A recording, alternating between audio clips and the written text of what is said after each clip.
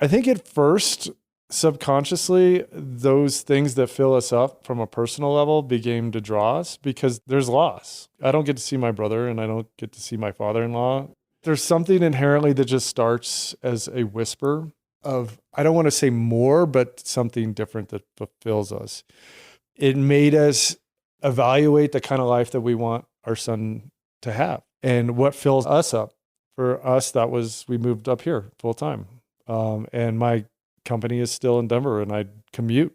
And to do that small commute, that perspective change, which really was all it was to support this life, was a small thing. This is Andrew Petty is Dying, where we tap into the power of our mortality to become the people we were made to be and live the lives we were made to live. I'm your host, Andrew Petty, and I'm dying. I hate to say it, but so are you. Ryan Bramwell is my neighbor. He piqued my curiosity soon after moving in a few doors down.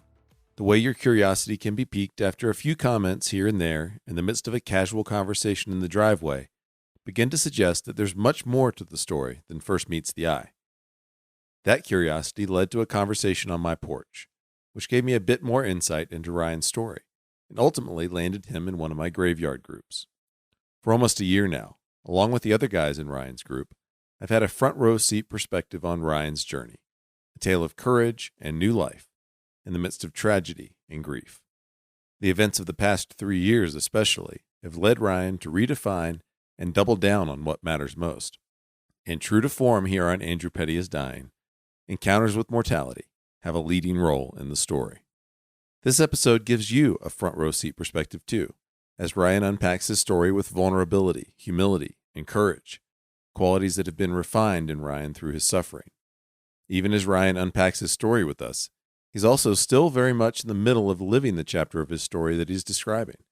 Some of it is in the rearview mirror, but a whole lot of it is still right here and now. Since 2007, Ryan and his team of designers, animators, editors, and producers at Spilt, a progressive industry-leading brand development, design, and animation agency in Denver, have been creating amazing stuff that you and I see every day on network TV and in advertisements, movies, and streaming services. Spilt's clients include ESPN, CNN, Netflix, HBO, and National Geographic, to name a few. Ryan is a creator, entrepreneur, and adventurer in mind, body, and soul. He's also unassuming and modest about his accomplishments, which helps me understand why it's taken so long to really appreciate just how big a deal he is in his industry. First and foremost, though, Ryan is a husband and father. Now, you know me. I think regular voluntary exposure to the reality of our mortality is life-affirming, not depressing. It can motivate us to live now, to love better, to get unstuck more quickly, become the people we were made to be, and live the lives we were made to live. Even so, fair warning, this episode touches on some of the most difficult topics in the human experience, including suicide and mental health challenges. I hope that won't discourage any of you from tuning into the whole episode, because Ryan's story is ultimately a triumphant one that I believe will encourage you. But I do want you to know what you're getting into. All right, without further ado, let's jump into Ryan's story. Ryan, would you tell us about what happened to your brother? I think talking about my brother, it's part of where I was at in life and what happened and when it happened. I've been extremely busy and owned a company for most of my adult life. And there was a time in my life where I needed to take a break. One, to test my company, and two, to have a brief pause and a time for celebration and to spend time with my family. And my family and I, took a trip down to the islands. My father came with us. It was me, my father, my wife, and my son. And my brother couldn't make it for work. We were about halfway into that trip, and my dad went back home. He was just leaving early, and about 2 days after he had left, I had gotten a call from him in the middle of the night that my brother was gone and that he had shot himself in the head. My father had walked in on him at that time. They had lived together. This break the sabbatical that I had to try to, evaluate my life and celebrate where I was at completely changed on a dime. Man, first of all, I just can't imagine, and I'm so sorry. And you said your dad walked in. What do you mean by that? Well, they lived in a small house and they lived together. It's like a ranch style house with like a small main room, and there was couches there. And they lived together. My dad lived in the basement, and he walked home from work, and my brother was 4 feet from the front door with a gun in his hand and a bullet hole in his head. He had already done it. My goodness. Walked in the door, and there he is. Mm-hmm. We're obviously going to talk a lot more about that. I'm interested first in, you mentioned it was a sabbatical, a celebration, time with your family. Will you talk more about how you were doing at that point in time, just overall as a man, as a human, as a dad, as a father? Were there other elements going on for you that were less celebratory? I think that's a big question. I think I've owned and operated a creative company that I've been extremely proud of for, at that time, was 12 years. With that company took a lot of my time. And in that time, I started a family. I got married. We had an amazing son. And I started to feel the need to want to spend more time with my family. The pride that I had on, the harder you work and the longer you work, the more successful you could be, started to not serve me. The energy that I had became unsustainable. So there was a cross between my company being really successful and just having an amazing group of people I'm working with that were inspiring me every day, and that gnawing feeling that's starting to creep up of real burnout, of just busyness, of just reevaluating my life. I started my company very young. How old were you? I was 27 and only had a few jobs after that. And I really didn't know much other than a work ethic of the harder and longer you work, the more successful you are. So this sabbatical was a time to reflect, one, to test this company I built and to see if the systems would run without me. Two, to just really spend some long time with my family and just have a pause and relax, celebrate how far we've come and reevaluate where we were at. How old were you when you reached the point where you realized a sabbatical of sorts would be useful and good and something you wanted? You've been at it for about 12 years. Is that right? I forgot where it got instilled, whether a friend and I were discussing it or I'd seen a shorter article online, but I remember hearing something about Jake Burton doing like a sabbatical for his company. And I started researching and seeing, there's tests to do a sabbatical to just see how your company works. So it really started as like a professional test for me. But I think that was like masking, some of the need of wanting to. Legitimizing it? Yeah, exactly. But really just a personal, let's see what life is like for a short time, not working, 60 hours a week every week. Yeah, right. And so you're on this sabbatical, and sounds like, just reading between the lines, it was a good time. You were having that time with your family, and you were having this family trip, and then you get this news. Yeah, it was a great time. The sabbatical was, we were up in Steamboat. We spent a few weeks in Steamboat, and then we decided to go to this, island we've never been to in a different country, Rotan in Honduras, and just, got a great place for my son that was 3 at the time, and just to hang out and relax and have fun and explore and have no pressure. And during this time on the beach, or not being, your calendar's not filled with so many meetings, I had some time to reflect and see, is this something that still fulfills me? Is this something I love? And that was also contrasted with just really appreciative of the people that have chosen to work at my company. I think I identified that running my company was first seems like it was about me, and my talent and my skill. And at some point it became more of a support role, where I was more proud to watch all this amazing talent be way better than I could ever be. But I was still, feeling that constant need to work very hard and be very burnt out at the same time. On certain levels, the company started to run me. And I started to get a break on the beach, a release of stress or pressure or whatever you want to call it. And just, I felt like started to get in a place where I can really objectively look at everything. And I got the unexpected call of news, which flipped everything. I would like to say 180, but it's like kind of 180 and then digging a giant hole. Waking up in the middle of the night to my father's phone call, I just broke down. Like, I'm not a big crier, but I don't think I've ever cried for that long. I didn't sleep. And it immediately thrust this calm, fun, open energy with our family, just purely spending time together, to shock, grief, needing to pack our bags, somehow find a flight back to Denver so I can support my parents, which both my mother and father were just destroyed. The stress of I'm the oldest son, of not being there to support my family immediately. I'm in a different country.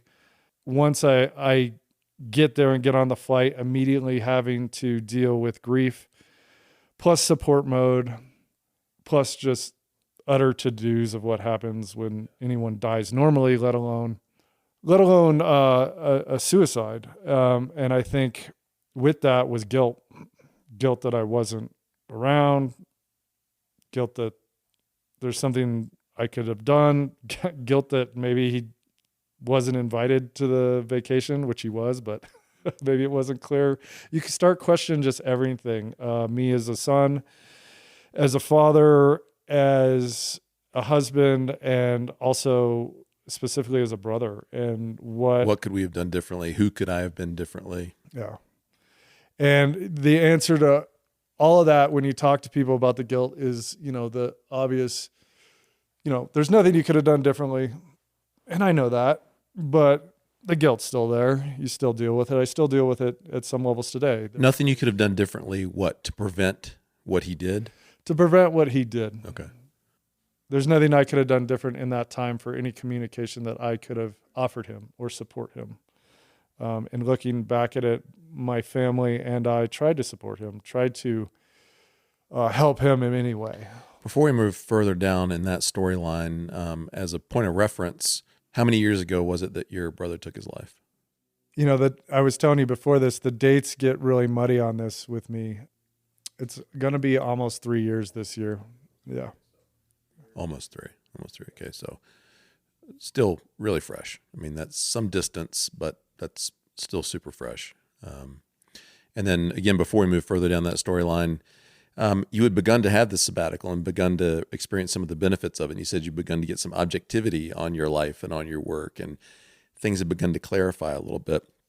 For anyone out there who is feeling somewhat of the way you might have been feeling, which is a little bit of burnout, the company was starting to run you, but they're unclear on what they can do to change that, what would you say to them about the value of taking, whether it's a sabbatical or not, just taking time in a mode that allows you to begin gaining some objectivity and see the forest for the trees? What would you say to them, someone who's on the fence about that, or maybe they're not even aware that that's a need, but hearing you talk, they go, oh, I'm kind of him. What would you say to them? Knowing what I know now, I think that break, and I'm talking about a longer break, and it's less about a, hey, let's go on a vacation type break. Something that's like intended to take a step back from your daily life, I think is probably one of the most important things we can do. There's so often I've identified myself just being in the trenches of that. It becomes so commonplace and natural that I forgot to ask myself what really matters, what is serving my heart, and if I'm being reactive or intentional about how I'm living my life. And I think it's super common for young men and women who are go-getters and have a lot of ambition and a lot of ability, post-college years, whether or not you're in college, just about that early 20s, mid-20s age, to just dive headlong into what they're good at, what they want to do. And, you're fortunate to live in an environment where if you want to do that, you can do that. We're well resourced as a nation and plenty of opportunity. And so you can do that. And then, 5-10 years in, to kind of pick your head up and go, whoa, what happened? Where am I? Where did all that time go? And, there's in about roughly decades of increments, we experience that in life. That's why part of the reason why midlife is a thing, because it's a new pick your head up and look around kind of thing and realize, gosh, the grave's a lot closer than it used to be. And 18's a lot further away than it used to be. So I think there's some, apart from the specific circumstances of what you're experiencing, there's a commonality to what you're experiencing that all of us who have kind of put our heads down and worked hard to accomplish something can experience, where you pick your head up and go, whoa, what happened and where am I? And there were some other elements for you around a little bit of burnout and stuff like that. So in what ways have you taken that sabbatical experience and routinized is what I want to say, but that's a super awkward sounding word, but like made it a part of Ryan maintenance so that it's not, oh my gosh, I'm at critical point. I'm about to burn out. I've got to do something now. What are some of the habits and patterns that maybe you've embraced since then? Well, I think honestly, first, it's hard to recover from that. So I can't give you an answer that everything's like perfect. It's a process, right? And when you say recover from that, do you mean recover from burnout or recover from your brothers? From the sabbatical turning into the grief of that event. I think I've been lucky because I was cognizant in what that sabbatical, that little bit of objectivity showed me, that I have to be very careful of tying in my brother's loss to what might fulfill me in life. So that objectivity between the two, I've been very careful. What does that mean? I don't want to use his loss and my grief around his loss as either an excuse or a driving force necessarily to guide my own path. Gotcha. That said, though, that's really interesting. How did you come to that? Like, was that pretty clear early on, and how have you done that? I think it's just knowing that. I think it was just identifying that. It was important to honor like the grief that I still hold today for my brother, and honor the love and feeling that I've had from him, but also not use that loss or grief as an excuse to not push forward. Maybe that's another way to put it. To make the changes in my life, it's almost an honoring of him because his life was cut short. So valuing that life and thus my life in a more positive manner moving forward, that maybe he wasn't able to do. That's a really interesting way of honoring someone, to realize that there's an opportunity for you to continue to live your story in the way that you're made to live your story, that would honor the fact that he no longer had that opportunity. And to integrate his story and the story of his loss in your life into your story and what I hear you saying is that without co-opting your story, so that your story became about your brother's death. It was part of your story, but it was not the sum and substance of your story. Yes. Yeah, that's actually I resonate with that quite a bit.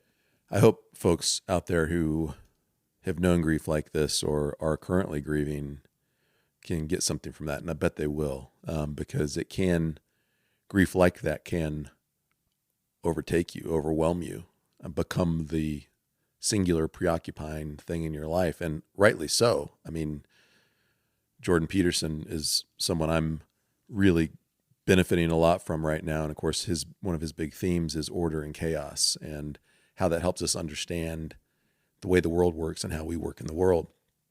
And he talks about chaos as anytime the way we operate in the world doesn't get the results that we thought it should.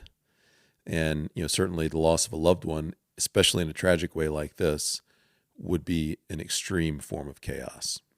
And grief comes out of that chaos, grief at the loss of the person. And I would imagine there's also some secondary forms of grief around everything that I knew and everything that I thought, every way that I thought this was going to play out was just completely called into question. And by the way, what else about this life and about who I am and what I might expect from the world in return from my input into the world begins to be called into question. Yeah, it's true. I think like that busy nature you spoke of earlier, that 18-year-old driving force energy, like I had a pride point on controlling chaos. And there is a time where chaos will consume. And for me, it was grief. For my brother, that chaos that he tried to control, as strong as he was, he's probably one of the strongest guys I knew. The chaos still took control in a different way. Luckily for me, I have an amazing wife that really supported me through this. And I had my child that I had a smile every morning to see what new life looks like. I had a guiding light, if you will. And I was lucky to have that path. I didn't know where the path went yet, but I could see it in that darkness a little bit. And it might be cliche to say, but it gave me a direction to do one step at a time.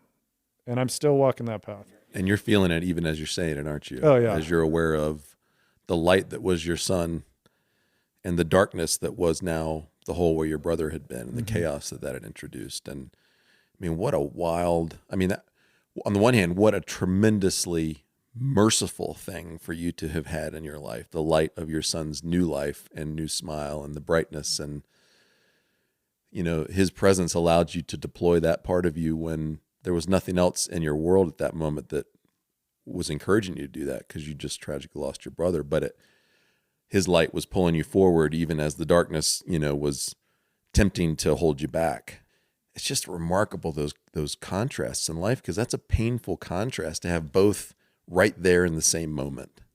But I think that's, one of the things this podcast tries to do, at least, is to say, yep, that's exactly right. I mean, that is our journey in life.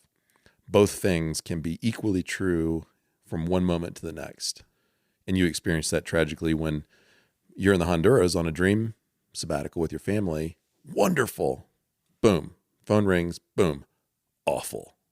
To the degree that you never could have imagined. And I think that's part of managing the fragility and the tension and the terror of life, is being willing to acknowledge that is true. And I was just on a walk yesterday reflecting on what are the keys to living well? And the one that bubbles up topmost on the list for me currently is simply courage.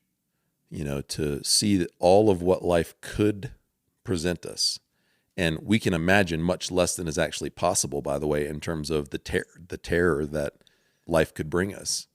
But to see all of that and to know that even what we can see is much less than what's possible, and to nevertheless, when joy is in our life, to have the courage to engage in and experience that joy. Because in order to do that, you have to be willing to say, and it could go away in a moment. And in fact, that because it did go away in a moment. So it strikes me that, part of your storyline is opportunities given to you by your son, the light, to choose courage to be joyful with him in the midst of great grief. But then you've also continued to walk, and I have the benefit of knowing you, walk a path of courage, exemplified at least in part by the fact that you realized your grief and the story of your brother's loss were parts of your story, but they weren't going to co-opt your story, that you still have a life to live. Yeah, they're big parts of my story. It's hard to wrap my head around. And there's a cliche thing we hear with loss all the time, and that is, would so-and-so want you to live this way in grief or sadness? Would my brother want me to live and be happy or sad? And that's a great foundation, because the obvious answer, if you knew my brother, is he would want me to keep laughing and keep going and keep being me. But knowing that helps drive. It's sort of like a life raft when you're tempted to maybe begin retreating or pulling back. It at least helps you remember, no, this isn't what your brother would want. What was his name? Yeah, my brother's name was Taylor Bramwell. Taylor Bramwell.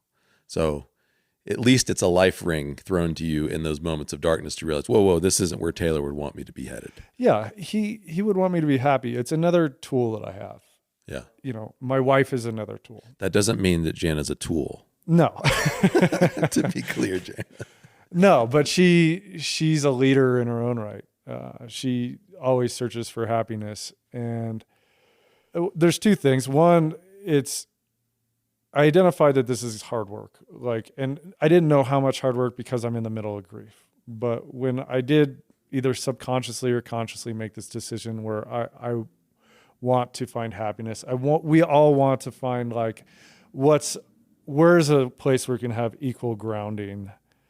That process begun, and it was immediate that it was hard work.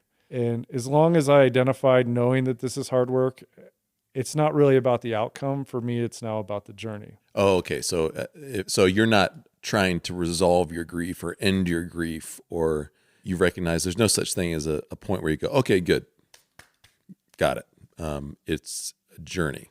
Somebody once told me to start that you never get rid of the grief. It doesn't die down in intensity. What happens is you get stronger, or you learn how to either deal with it, but I don't really like that. You learn to have a relationship with it. So it's not stiff arming it. It's what? It's figuring out how you can put your arms around it. Wow. Why does that work? And why do the other approaches not, quote, work? For me, I think trying to get rid of grief denotes that there's something wrong with it.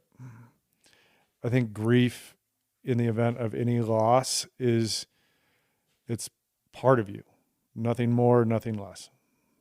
And if it's part of you, it's not going to go away, nor should it. And it might come up and it might come down, and it's part of who I am now.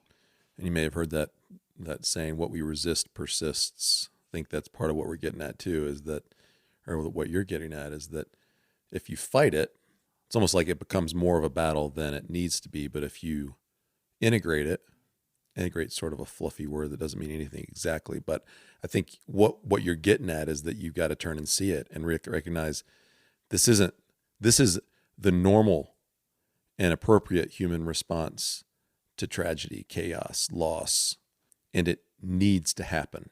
Yeah, I learned the lesson through this that the only way to deal with the things I want in life, whether it be bad grief or something that I want to obtain to, is through it. Fighting something as large as grief is, in my opinion, a bottomless amount of energy that I don't know how I could get myself out of the hole by just purely fighting it. I think I had to more accept it. And I'm still learning today how it manifests and how my relationship with it. And again, it's just that path. It's one step at a time. And that path for me and my family has led to what we want in life, what we truly want, how we want to live, and eventually got us up to Steamboat. Will you help me remember to come back to that part of the story? That's the so what, like, okay, this happened, and then what was the impact on you? Will you help me remember that? Because I don't want to lose that thread. Absolutely. And I think it's a good time to reel back a bit, because when this grief happened and me, my wife, and I started to kind of pick up these pieces together, and she was an amazing supporter and dealing with her own grief, and also picture myself dealing with the grief and loss of my brother, also trying to support my parents in losing a son. This is all first time to us. About a year later, my wife's father passed, and we had another close loss in our family. His was for health, and we were thrown into grief again. And I don't know if it was deeper, but it was different. And I found myself in that grief being in my wife's shoes as a supporter who is also grieving. And it was a lot for us in such a short time. I bet it was. My goodness. What are you aware of that was going on with your brother, to kind of paint some of the finer brushstrokes into that part of your story that led him to make this decision? And maybe some of that you knew in advance, like you realized you knew some things about him before he did it, but then in hindsight, maybe you see some things too. So I'm just curious, what are you aware of? Yeah, I should say First, if we talk about my brother, like he was in the Navy, he was a vet. He was very proud of his service. We were all proud of him. I don't know what degree that played into who he was. He was open about some things he wasn't. Was he a combat? No, he was in a support role. I do know that he dealt with, and we've been very open about this. We think it's important. He dealt with depression, anxiety. He dealt with what I believe to be self-diagnosed mental things that were self-medicated with over-the-counter type opiates. I'm not sure exactly what they were. I'm not versed on them, and quite honestly, it doesn't really matter. He became manic. He was very depressed. I think he became suicidal and opened it up sometimes. Very closed down. I think in this time, I identify with this because I've been depressed. And I mean like really depressed, like really with a lot of anxiety as well. So I identified with this. And one of the biggest things is it becomes to feel like a trap. It's like walking through mud. It's where you see the sunlight and you just can't get out of the mud. And seeing the sunlight and not being able to obtain that makes the mud go deeper. There was a lot of times where we tried to help him, whether it be professional inpatient help, and it was just not possible for him to act. I mean, he agreed to the help, but to actually act on the help was, I think, very difficult for him. I think that created a lot of weight, and I believe that he thought he was a burden on our family and wanted to release that burden. And for me, that's like probably the saddest thing, because he wasn't a burden. He was an amazing, funny man that, would walk into a room and kind of be quiet at first, but would say that one-liner that would get the whole room laughing. I think, after seeing the results after his death, that it was Taylor fighting. He was so strong and probably dealing with something that was more difficult for him over a longer period of time than he would not necessarily just let out or share with the world, or even could share with the world. And to last that long, I think, was to not want us to go through this grief of loss. The strength that I see in him is something that, with these changes and what we talked about before through grief, is an inspiration to me. And I think that strength that he had with his depression became an inspiration for me dealing with grief, if that makes sense. It does. If people like Robin Williams are any indicator to us, then it can help us to find people's pain when they're not showing it to us, because sometimes the wittiest, funniest people are some of the most tortured. And I think some of their wit and especially the irony that can come with that kind of wit is born out of their pain, and their ability to view themselves in the world just a little bit differently.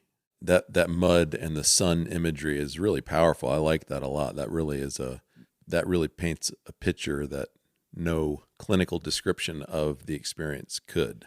Yeah, it's very difficult. I think, as we're all trying to describe this, we try to picture what they went through, and the depression and anxiety that I've gone through personally is enough to know that it's so difficult to identify with each individual. It's so different. It puts me in wonder of how much heart and compassion and strength and, dare I say, even duty that someone who is depressed has in their life. The courage that Taylor was demonstrating to continue to live, even though he had all of the darkness within him that he was battling. When my anxiety hit in a debilitating way at around 23, I experienced the trap you're talking about, where, one day I was probably laying on my bed because I couldn't do much else. Terror was everywhere. I remember thinking suddenly, I didn't think this up, it just came to me. I went, if this doesn't change soon, I cannot live any longer. It wasn't the same as saying I'm going to kill myself, but it was the first time in my mind I realized death would be preferable to this internal torture. You brought up a good point, with this grief. My entire life I've drank. I drink alcohol. Those that know me and have known me growing up know what I'm talking about. I drank heavily after my brother. That was my first go-to for dealing with grief. Well, I thought I was dealing with grief. That's avoiding grief. Medicating the grief. I came to a conclusion one night. I think I probably finished 3/4 of a bottle of whiskey in my basement. And that's some good work.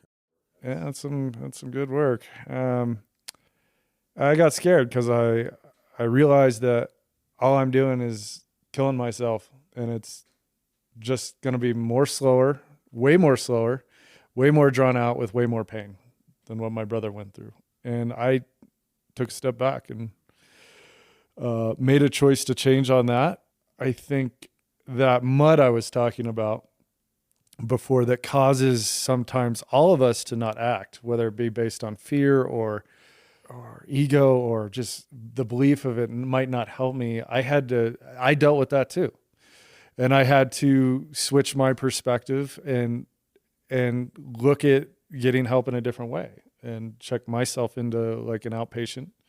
I think where am I at? I'm going on over 2 years of sobriety. That's awesome, man. Congratulations. Thanks. And that has completely changed my life.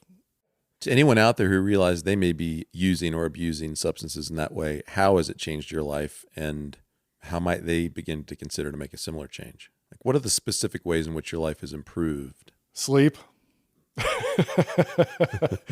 I say that as a joke, but it's really flipped my whole life, like your whole schedule. Like, drinking and going out is partying. You go get beers after work and you hang out until whenever, and then you get up later. You sleep like crap while you're sleeping. Yeah, I sleep like crap. And so now I go to bed early like an old man. 8:30 is too late. Me too, man. It's so weird. I know. And I'm up at like 5:30, and I'm just like, not every day is awesome, but I'm not hungover. I think you're available. You're more available. That hangover feeling for me was depression. Like, that was a catalyst of depression. My brain was physically not chemically balanced. And I think I still deal with that 2 years later. And I think that just takes a while. And it's like being patient. I think I don't feel guilty anymore for actions that I might have done. Mm-hmm. We've all been there, because we're not doing those. I think there's more presence too. I think when I was drinking on that, there was an avoidance away from my family, my son, my 3-year-old son, my wife. I would go and hide in the basement and drink and be sad and avoid. So for good or bad, I have more of a connection with my family. I didn't want to kill myself, when I understood that. So that meant for me to live healthier and to at least get myself to a place where I can deal with grief without something like addiction or without outside influences to take me away from grief. So 2 words that come to mind as you're describing that in terms of the differences made in your world is that it's made more of Ryan Bramwell available to everyone who you matter to. Your home, those in your home, those in your extended family, those at work. And it's given you greater freedom. Like, you don't have to spend a Saturday recovering from tying one on the night before, which means you've burned the better part of a day of your life just recovering from the way you spent the day before.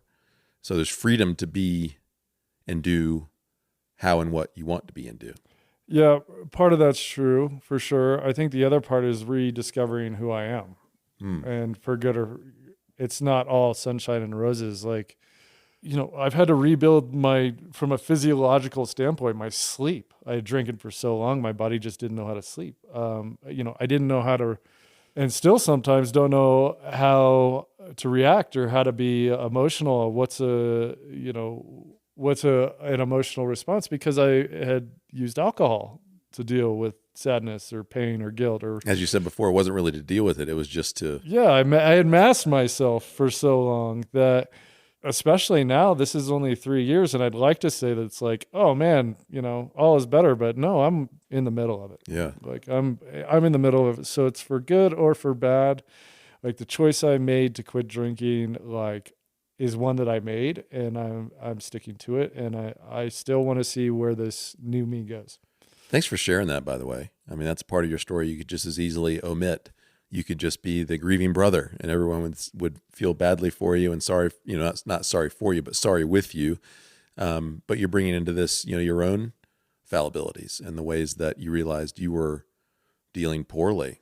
And I see so much courage in the choice to put away the thing that kept at arm's length, knowing yourself, having to manage yourself differently, feeling more of the grief and pain, feeling all the feels. Alcohol is a great way in the very, very short term to avoid feeling all the feels and to, feel good for a moment. It takes a tremendous amount of courage to put that thing away that has been some form of relief, and instead to say, I'm going to do this life how it needs to be done, genuinely, authentically, begin to look at myself more honestly, uncover some good things and uncover some really unpleasant things along the way, learn how to sleep again, learn how to have emotions and actually manage them. And I think of your son, I just think, oh my gosh, what an awesome time in his life for you to begin working diligently on your own life, because he's now going to be aware of a much more evolved version of his dad than he would have been if you had persisted in that. And just your ability to love him and be with him and then help him develop has gone through the roof comparatively.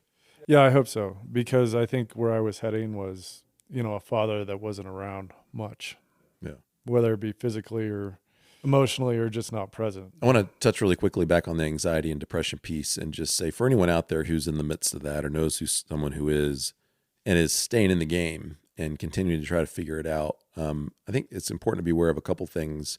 When that's in someone's life, they're living at least a double life. There's the internal life of managing that form of darkness, which requires, and from my personal experience, I can tell you it requires a tremendous amount of resources to do that, just so that you can then live a little bit, which is the other half of the life that you're living. And in my experience, when my anxiety was the most extreme, it was all I could do to say a few words in passing to someone, because 98% of my resources were being used internally to manage the terror that I was experiencing. And so all I had left for you was, oh, hey, Ryan, and I'd keep moving because I wanted to get home where I could have some sense of security and safety. That's when it was at its worst. And so for anyone who's experiencing that, just realize you're dealing with someone who's compromised significantly, and you don't know the full version of that person because so much of them is consumed simply by managing whatever form of darkness or terror they're dealing with. And if that, so that's for people who might be around people like that, but for people who are actually dealing with this, no matter what the cause, and causes are hard things to track down in all of this mental health stuff. But I hope you'll be willing to ascribe courage to yourself and realize fighting that internal emotional mental battle requires a lot of courage and a lot of perseverance. And a turning point in my own battle, I'm changing my language around this relationship with anxiety, much like your relationship with grief, came a couple of years ago when, in my exasperation after trying to get rid of it for so long and realizing it wasn't going anywhere, and what am I going to do? I guess I'll change up my game. I decided to turn around and begin to accept it a little bit more and say, it appears you're going to be sticking around for a while. So what use are you? That then allowed me, by the way, that led to the graveyard group, that led to this podcast, asking that question of what use is this preoccupation with mortality? And turns out, there is some use, these conversations, the graveyard groups that you're a member of, and, the work I do with my clients. So that's the good news. There's always use for all the parts of our story. And usually there's special use in the painful parts of our story, the most painful parts of our story. But when I was able to turn and look at the anxiety a little bit differently, it helped me to see that though no one else could know and see the battle I was fighting, I was nonetheless fighting a courageous battle for many, many years. And it helped me to reinterpret my understanding of myself, to realize that, if someone's lost a limb, that's obviously a battle, but everyone can see and on some level empathize with that battle. But no one can see internal pain, and no one can empathize with that because they can't actually experience your pain. And so it's a very private private battle, and the privacy of it compounds the pain. Thankfully, we're living in an age where mental health challenges are being destigmatized and embraced, and so there's more freedom to explore those things. But I hope if you're dealing with that, you'll be willing to see your battle as a courageous one, to see yourself as courageous, and then continue to do your best to assemble the resources and things available to you to stay in the game. And, in my experience leading these 3 graveyard groups for the past few years, I've got a bunch of people in these groups, myself included, who have had significant and do have significant mental health battles that they're fighting.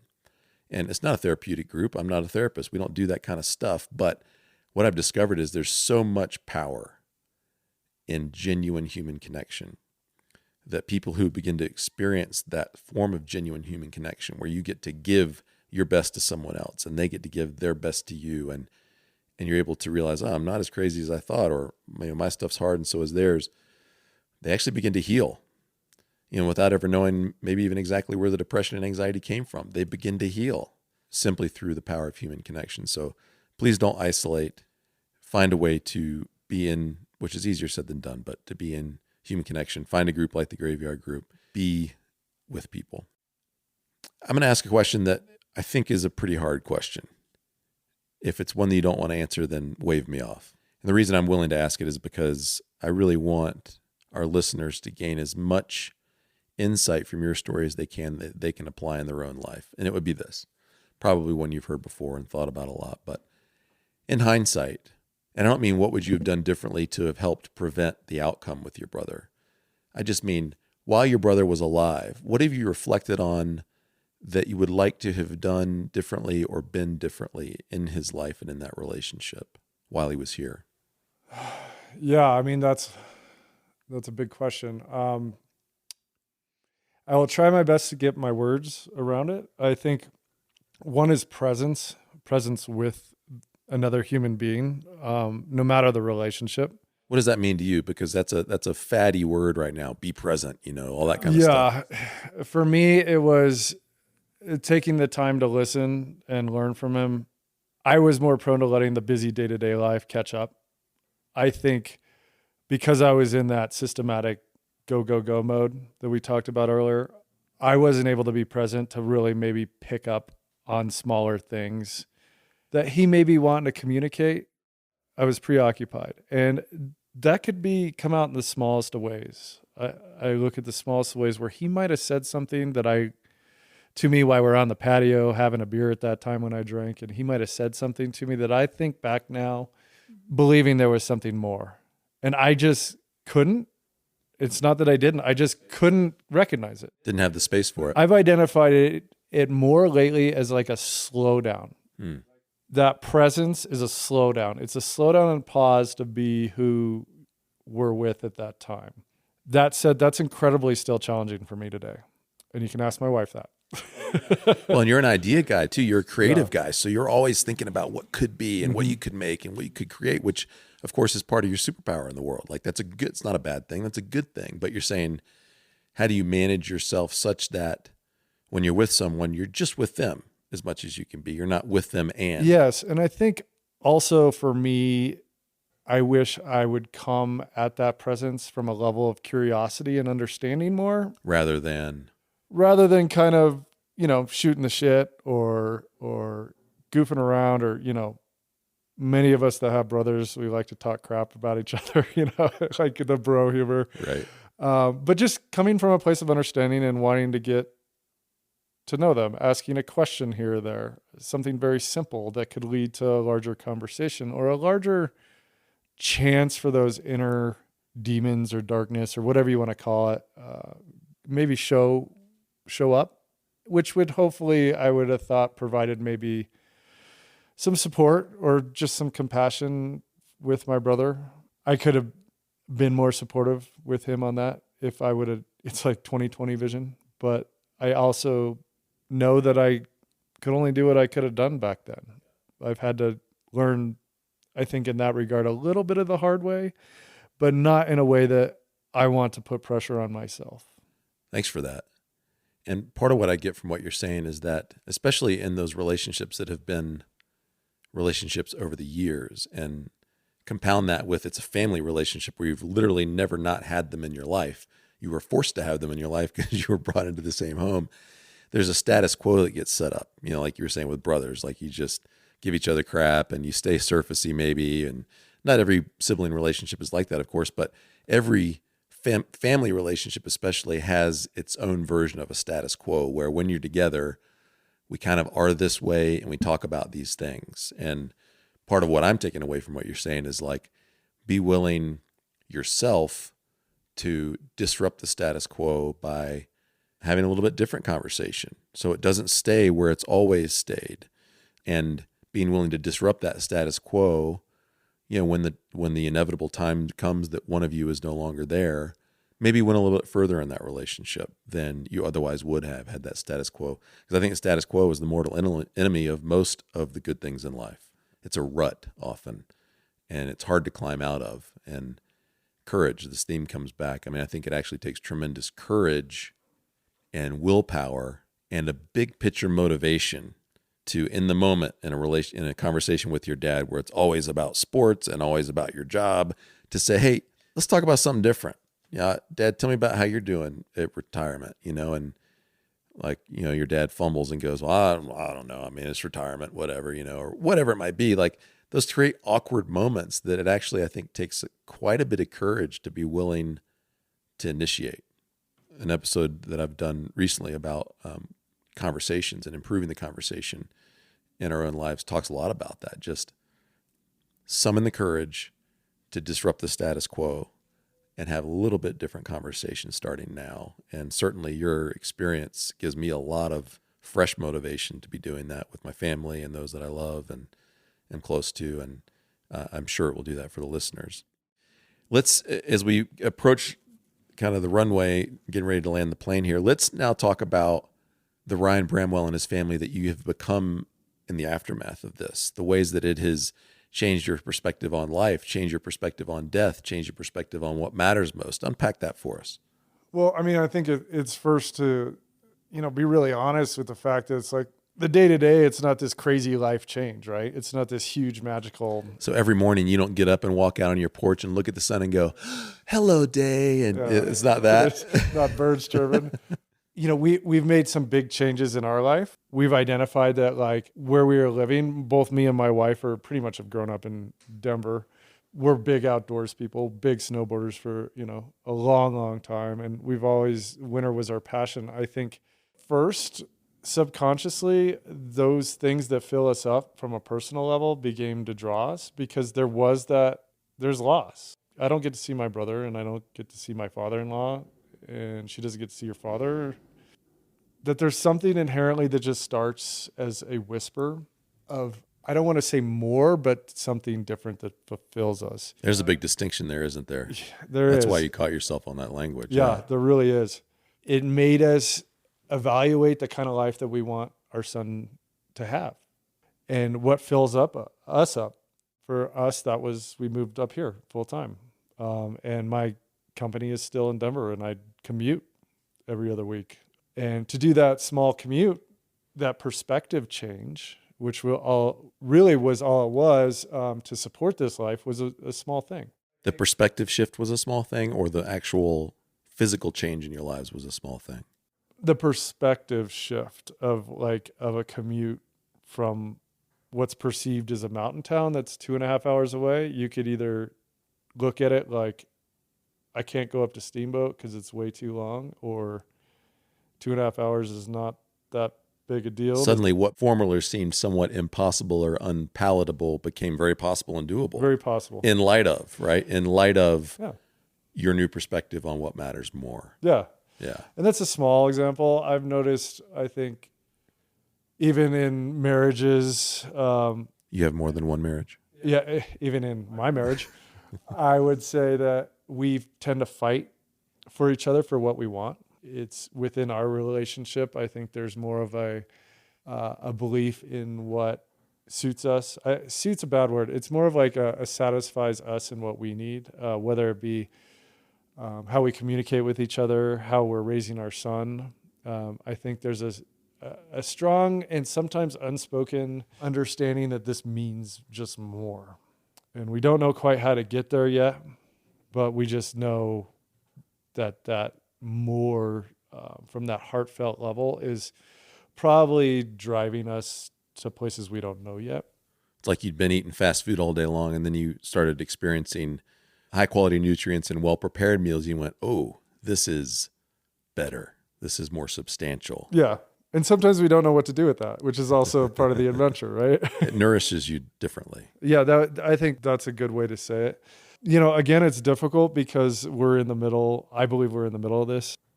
I do know that how we have conversations about what fulfills us is that change is not this fearful thing. It's that if we're going to make a change, it's for reasons that are beyond money. For me, like satisfaction, it's for things that will support the lifestyle that we chose to design. And they're the physical things in life that I think we naturally went day by day in are a little bit more inconsequential. We know that those are short-term adrenaline boosts and happiness boosts, right? So like you're talking about things like snowboarding and just adventures and stuff. They have a different place in your satisfaction equation. They're more high priority. They create memories. At the end of the day, it's not the stuff that we own. It's the memories that we're creating and the relationship we have with each other and our son and our new friends up here and the friends we have, in Denver and the surrounding areas.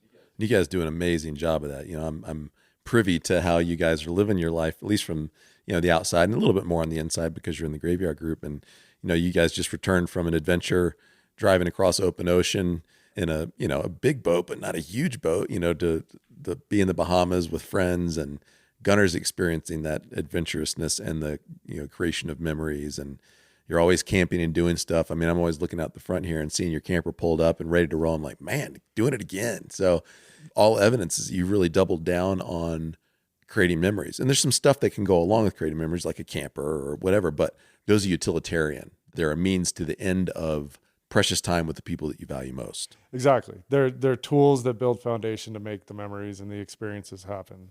Right. Because life, as we learned, is cut short.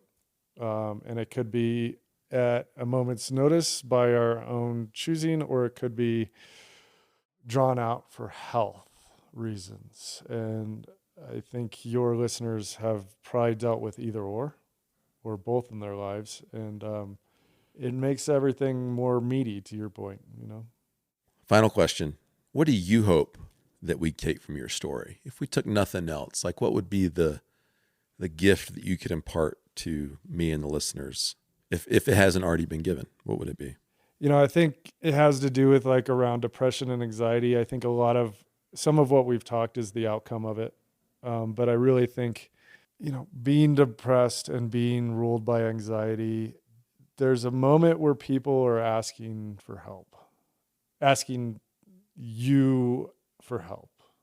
It's very difficult to accept that help. And as strong as we can all be in that situation, it's that one half a step more to accept that help. And maybe help is a word that's not right. Maybe it's that half a step more to bring change in your life, to open up to somebody, to let somebody open up to you. That half a step that brings you into that change is probably the most important step you can take. It's the half a step more than probably something that you think you can do is really what makes it. If you're stuck, get moving. Anxiety and depression are especially complicated forms of being stuck. But man, that's wisdom.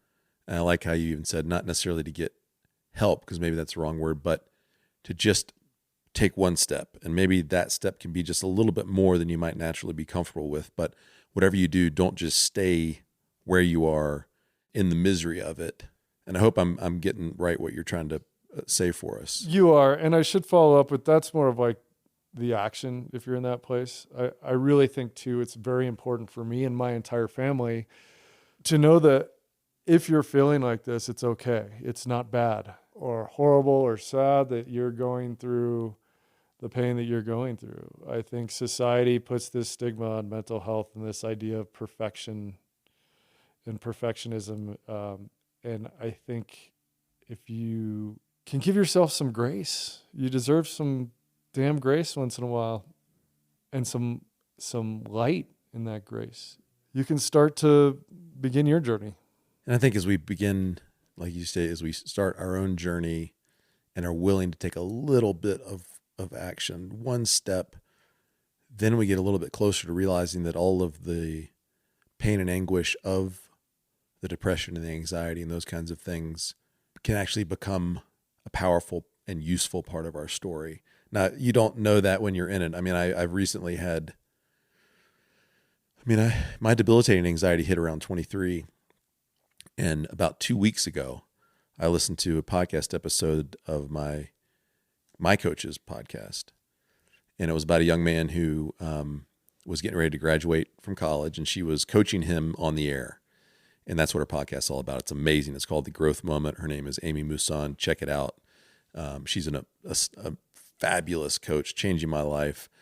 And I'm listening to this episode, and she's coaching this young man brilliantly. And he's an entrepreneurial kind of kid. He's got all kinds of ideas and ambitions, and she helped him to be willing to trust his own way and trust himself just a little bit more than he was willing to at that moment, and to begin to figure out some next steps after he graduated.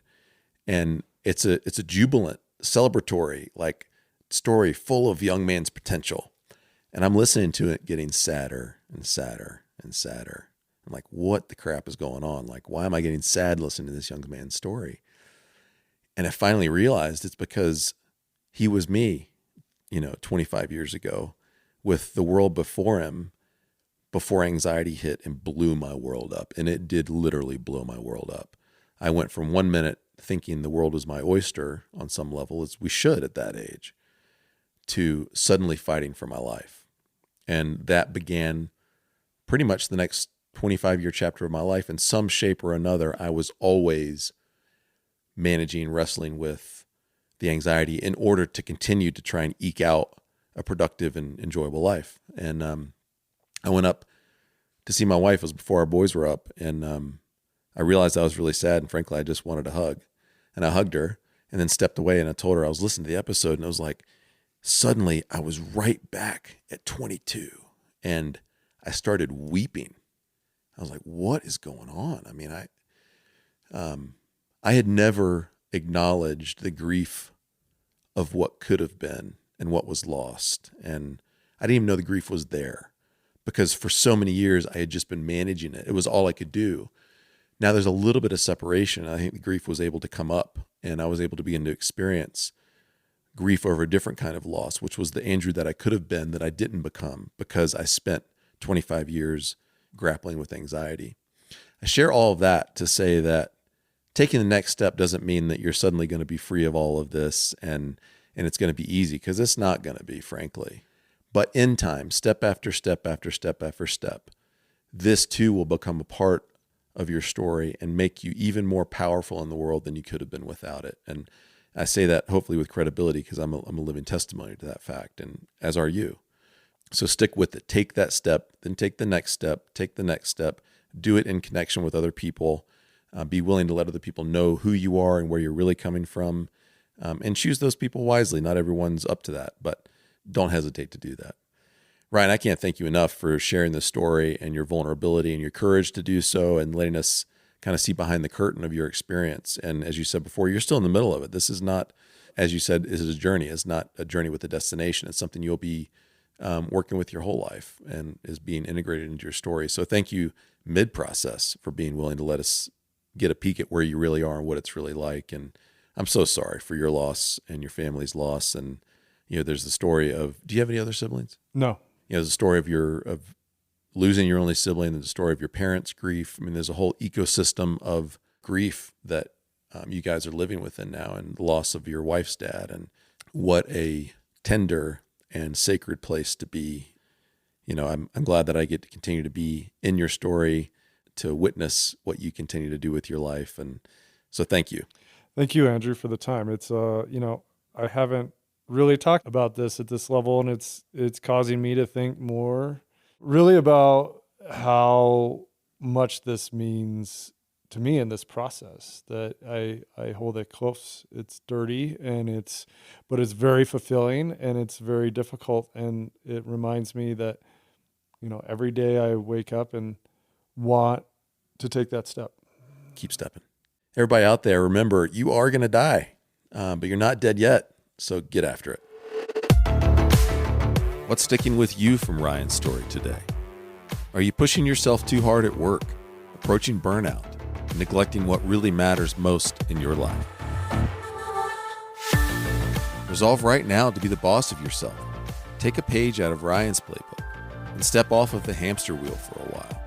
Take a break, get some perspective, and get more familiar with what it is that drives you so hard that you'd reach this point in the first place, so you can take steps to reduce its influence in the future. Have you lost a loved one to suicide, considered it yourself, or know of someone who you think may be at risk? Just take that one step today that Ryan encouraged you to consider. Get help, offer help, break the power of the status quo in your life, and begin to create a new way forward, one step at a time. It's not easy, but it is possible, and you can do it. Whatever's sticking with you from this episode, resolve to do just one thing with it today. As you add action to your insight, you move toward genuine transformation. Converting insight into action can be deceptively hard. I can help you with that. Connect with me on Facebook or Instagram at Andrew Petty Coach. Visit digdeepwinbig.com or email me at andrew@digdeepwinbig.com to learn about Graveyard Group Masterminds, where we make time each week to invest in your life's most important work. Visit digdeepwinbig.com/the Graveyard Group. I'm so glad you tuned in today. Don't forget to follow the show, and I'll see you next time on Andrew Petty is Dying.